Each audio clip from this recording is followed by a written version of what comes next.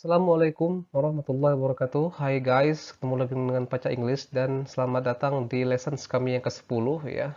Eh, di dua video kita sebelumnya kita sudah membahas terkait dengan apa yang disebut dengan demonstrative pronouns atau kata ganti nama demonstratif. Ya, baik di konsep maupun di bentuk kalimatnya. Tetapi ya di video kali ini di lesson ke-10 ya, kita akan angkat sebuah materi baru ya yang disebut dengan demonstrative determiners. Kenapa saya sebut di sini hati-hati, ketahui perbedaannya, karena dua bentuk ini, ya, dua hal ini mirip ya, apa yang disebut dengan demonstrative pronouns yang sudah kita bahas di dua video sebelumnya dan demonstrative determiners. Ya. Oke, harus diketahui perbedaannya dengan pasti ya, karena bentuknya hampir sama, tetapi penggunaannya dan juga maknanya dalam kalimat itu agak berbeda ya. Oke, jangan lupa like dan subscribe channel kami karena kami akan selalu memberikan update terkait dengan pelajaran bahasa Inggris ya setiap hari, bahkan bisa 2 video dalam 1 hari ya, karena kalau subscribe pasti bisa memperoleh informasi yang lengkap terkait dengan update dari pelajaran dalam channel kami. Dan juga ketika ada hal-hal yang perlu ditanyakan yang belum dipahami bisa di komen di kolom komentar, kita akan bahas sesuai dengan kemampuan kita ya. Oke, kita lanjut bagaimana mengetahui perbedaan antara demonstrative pronoun dan demonstrative determiners dalam kalimat. Oke, kita lanjut ke materi kita.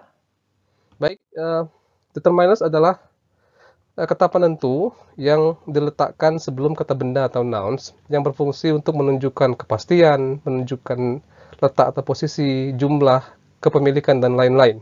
Ya, demonstrative determiners adalah jenis kata penentu yang digunakan untuk menunjukkan posisi atau letak dan jumlah, ya, posisi atau letak dan jumlah suatu benda atau kelompok kata benda yang terkait dengan pembicara. Jadi yang di describe adalah letaknya dan juga jumlahnya.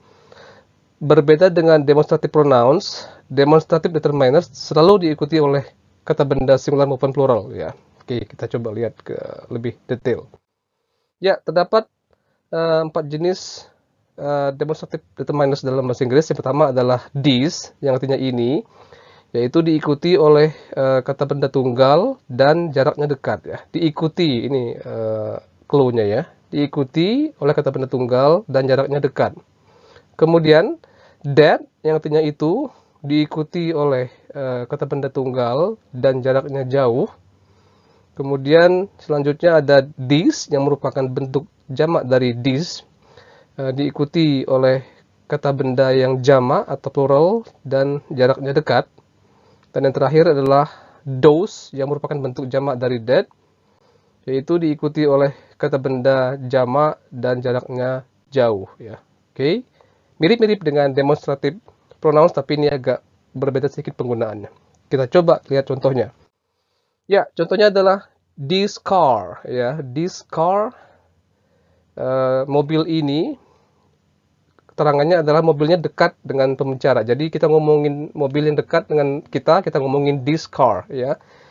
Dia diikuti oleh kata benda. Oke. Kemudian that axe ya. Kapak itu.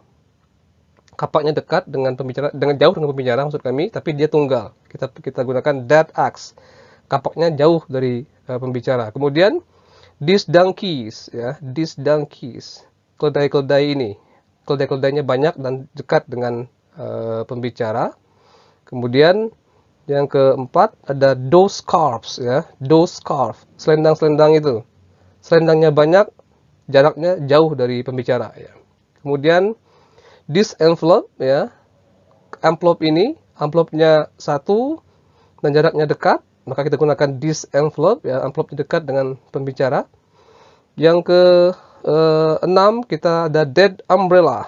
That umbrella, payungnya tunggal dan jaraknya jauh ya. Payungnya jauh dari pembicara, that umbrella. Kemudian ada these sandwiches. These sandwiches ya. Roti-roti isi ini ya. Roti isinya lebih dari satu dan jaraknya dekat dengan pembicara.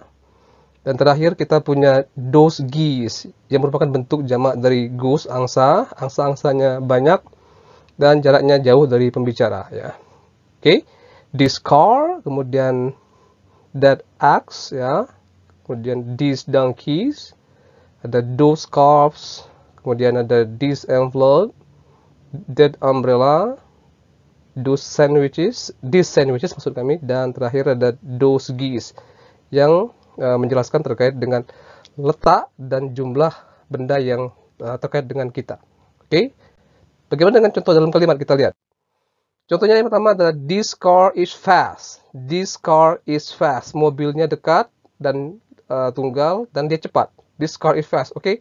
Kita belum akan menjelaskan terkait dengan adjektif, tapi saya coba untuk gunakan kata sifat yang sederhana saja untuk bisa kita mengerti ya. Jadi jangan khawatir, kita akan bahas nanti lebih lanjut terkait dengan adjektif dalam bahasa Inggris. Oke. Kita lanjut dulu. That axe is sharp. Ya. That axe is sharp. Kapak itu tajam. Kapaknya tunggal dan jaraknya jauh dari pembicara dan dia tajam. Ya. That axe is sharp. Kemudian ada these donkeys are thin. Keledai-keledai ini kurus, keledainya lebih dari satu dan dia dekat dengan pembicara. Kemudian those calves are cute. Those calves are cute. Selendang-selendang itu cantik. Selendangnya banyak, kemudian jauh dari pembicara dan dia cantik ya. Those calves are cute. Kemudian this envelope is unique. This envelope is unique ya. Amplopnya satu, tunggal dan dia dekat dengan pembicara. This envelope is unique. Kemudian amplop ini unik. Selanjutnya ada that umbrella is yellow. That umbrella is yellow. Payung itu kuning atau berwarna kuning. Payungnya dekat dan dia tunggal. Oke, kemudian ada these sandwiches are tasty. These sandwiches are tasty. Roti isinya banyak dan dia dekat dengan pembicara dan dia enak, ya, lezat. Dan terakhir, kata-kata untuk geese ada those geese are clean. Those geese are clean. Ya, angsa-angsa itu bersih. Ya, oke. Ya, saya kira masih sangat gampang untuk dipahami ya terkait dengan perbedaan antara demonstrative pronouns ya, yang tidak diikuti oleh kata benda dan demonstrative determiners yang diikuti oleh kata benda. Ingat, kalau dia tunggal dan dia dekat kita pakai this, kemudian kalau dia tunggal dan jauh kita pakai that dan diikuti oleh kata benda. Kalau dia jamak dan dia dekat kita pakai these ya, thesa, dan kalau dia jamak dan jaraknya jauh kita pakai those sebagai bentuk jamak dari that. Oke, mungkin itu yang dapat saya share pada pagi ini. Jangan khawatir terkait dengan adjektif, kita akan bahas nanti di pertemuan yang lebih lanjut. Tetap sehat, tetap semangat, tetap belajar giat. Assalamualaikum warahmatullahi wabarakatuh.